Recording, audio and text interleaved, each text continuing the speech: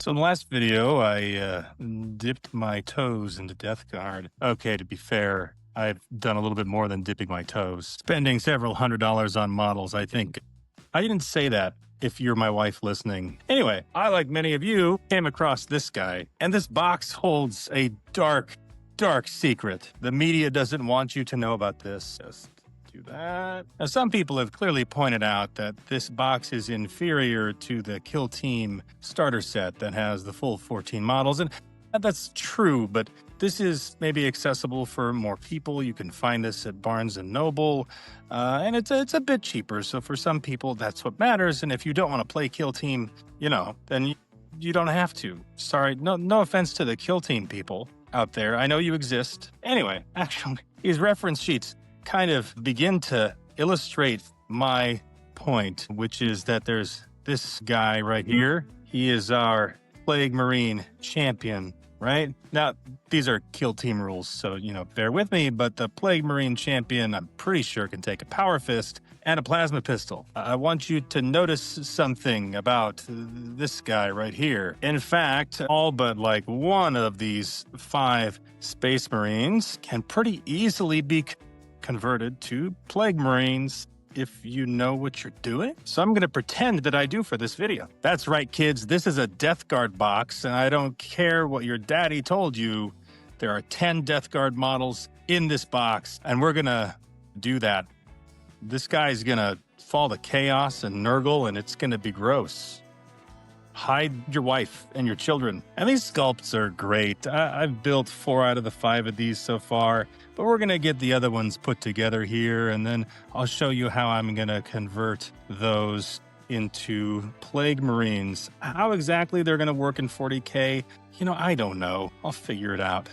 I'll figure it out along the way. I don't even know how to use these in 40K yet, but I know I can, and, really the thing that matters for 40K that nobody tells you, the only thing, honestly, that really matters, just for the sake of the rules, is this, the base. Literally the size of the base. This could be any other model. And if I just told you, oh no, that's this thing, and obviously, I'm not going to lie to you or try to, pull the wool over your eyes, that's really the only thing that matters. All the plastic above that is kind of irrelevant, so don't let them tell you otherwise. Out of the way, time to snip, snip, crackle, boom, bang, pow. Okay, that's getting old. I'm going to stop there. So this right here is going to be key to part of the process. The fact that each of these guys has 2 heads. For this guy, we're going to go with the non-helmeted head, just for fun. Okay, so he's looking particularly gross, and we're gonna save his head for later. Now comes the fun bit, which is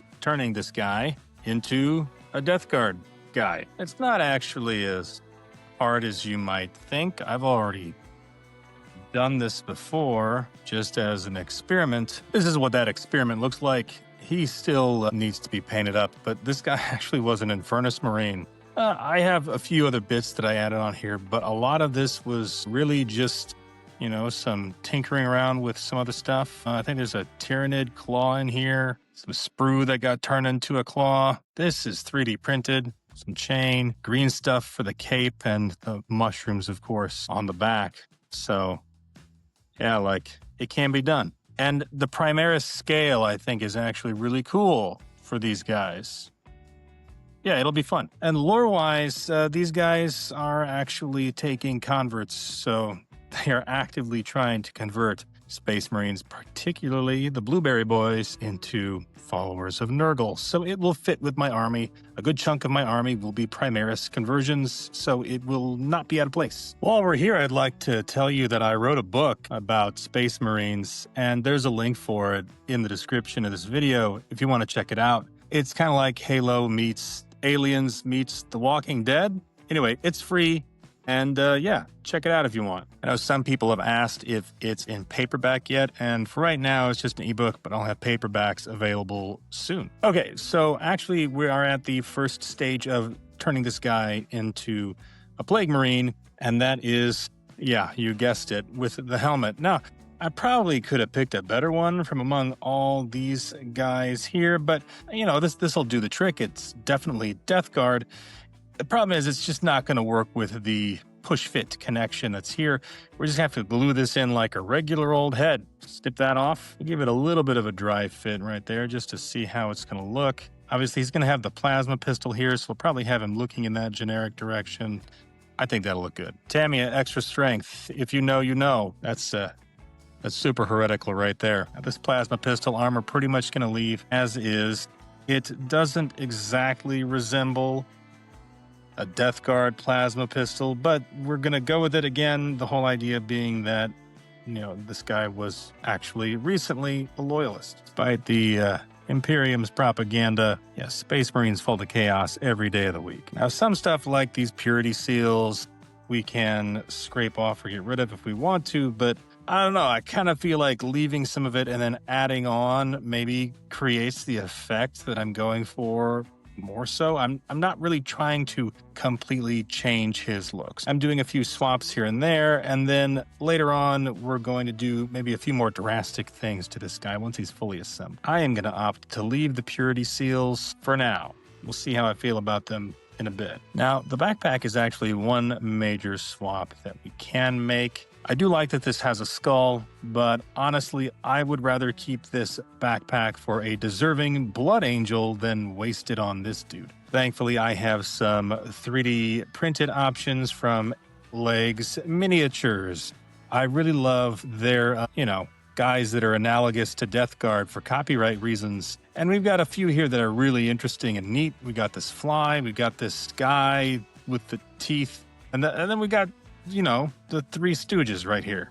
I don't think we can pick another one other than this one for that reason. Now, if you ever are attaching 3D printed resin to plastic for kit bashing purposes, Tamiya Extra Strength, probably not your best bet. Instead, I recommend your boy Bob Smith Industries. Thanks to that guy in my comments who turned me on to this stuff a while back. You're a real guy. So we get to drop the glue on there. In this case, I'm going to go ahead and position the backpack first, and just a couple drops of the accelerant is all it takes. Yep, and that's on there. That's a sufficiently creepy silhouette. I dig it. Definitely not a traditional Death Guard backpack, but leaning into the body horror stuff. And I'm going to have some more of these 8 Legs Miniatures style bits in my Death Guard army as well, so it will all become sort of cohesive, when it's all mixed together.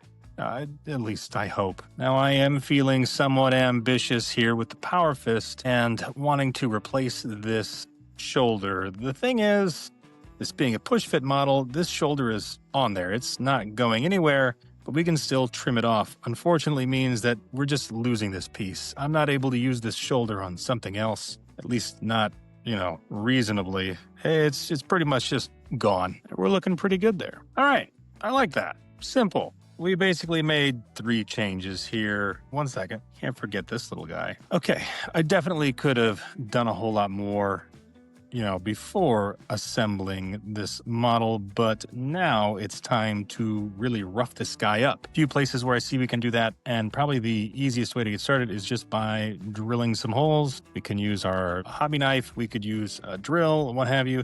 Hobby knife is really good for boring holes. So not boring as in not exciting, but like you know what I mean. So we just start here. I'm just gonna poke in with the point of the knife just to make sure that it's in there, right? And then we just spin. And it doesn't take long. And then by the time, yep, there we go. That should be good. There we go. And we've got a decent little hole in his armor. Now, this isn't something that we want to overdo too much, but you can see, like, on this guy here, he's got some definite holes in his armor in a variety of places. This guy even has a little bit of pitting right there. He's got a big one here on his gauntlet there, or whatever is vambrace. What's the tech? Somebody will correct me in the comments. Thank you. That boosts the algorithm. But yeah, it's a very, very simple thing that you can do to give, definitely the look of Death Guard. And of course, he's got holes on his helmet, so that really helps sell the look for this particular model. Consequently, this also works on loyalists. You can just call them bullet holes. So I'm right there. We can even kind of attack that to make it a little less regular looking. The beauty of him being Death Guard now is that he doesn't have to look pretty anymore. Now, let's also deal with this cape. Got some ideas. I'd be careful not to stress out the plastic too much. But little bites into the cape like that. pretty easy. And we can come in and we can make that a little bit smoother so it looks a little bit more natural. Make it look like it's actually, cloth instead of a thick piece of plastic. I don't know about you, but this is some of the most therapeutic stuff about the hobby for me. Just tinkering with something. Not necessarily like having an exact plan, allowing ideas to come to me in the moment. There's something about that honestly I think is good for you. You know what they say, therapy is expensive. Warhammer is expensive. Choose your expensive. Okay, yeah, I've rounded those corners there. Could do a little bit more work, but that's kind of the direction that I want to take this thing. Let's also try this technique. Yep.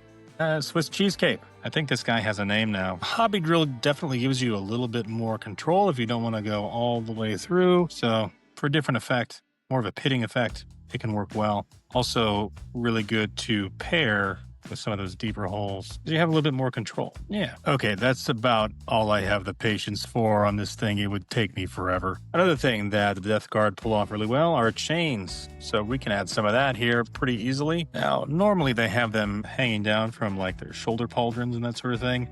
But I'm going to put some across this arm just to make it look a little different, add some texture to it. And so that it doesn't just look straight up, like a rip-off of Black Templar. I'm going to leave some loops in there, have it dangling a little bit, so I can't really resist the opportunity to add a little bit more here. Definitely gives it some interest. I'm going to have to work on this section here to kind of make it make sense why the chains are there. Kind of just looks like they're wrapped around. I don't know. We'll see. Maybe it doesn't have to make sense. Now, the Death Guard are also known for these spiky bits, and the cool thing... Oh, jeez, dropped it.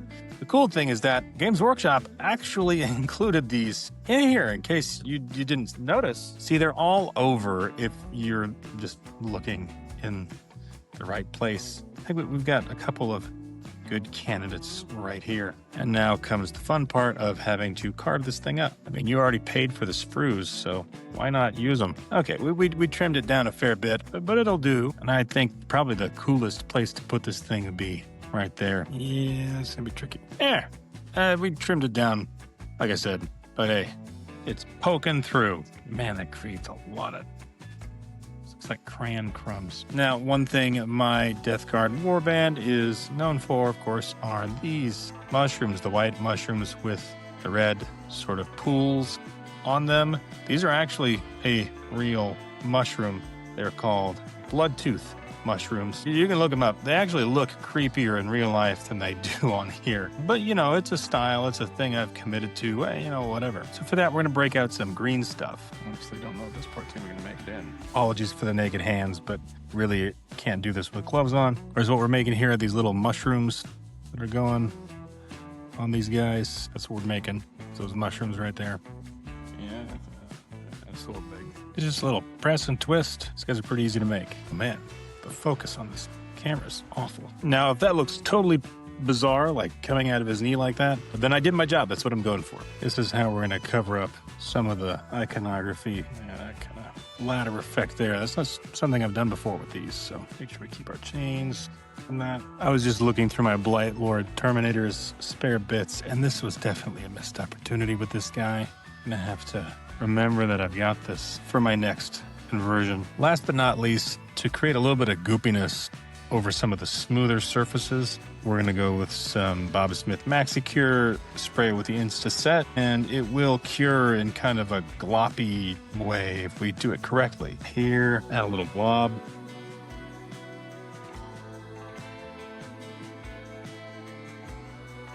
Kind of hard to see because it's clear at this stage, but once it's painted, yeah, it looks better. All right, we're going to let this cure. Green stuff, that is. The next time you see this guy, he's going to be primed. All right. So there we are, primed. I always have a hard time getting that spot right back there. Well, I'll give you the full 360 here. Not looking too shabby. You can see that's the spot where you put some of the glue as filler. And also here on top of the arm, right there. The chains have kind of stiffened up. Let's get some shade on here to see a little bit more of the detail. All right, use a little dark skin shade on there. Brings out some of the detail so you can see a little better. But yeah, obviously this guy's got a long way to go before he starts looking like this. But that's the idea. That's the goal. Anyway, I'm going to wrap the video here, though. I remember this channel is called Noobs for the Noob God for a reason. I'm a noob. You might be a noob. Hopefully this video gave you, you know, maybe some inspiration to, like, try something different and turn a blueberry into a rotten blueberry or whatever. But yeah, remember, link to that book is in the description. And we're really close to 500 subscribers, like really close. If you like the content, you want to see more, appreciate it if you subscribe. See you in the next one. Peace.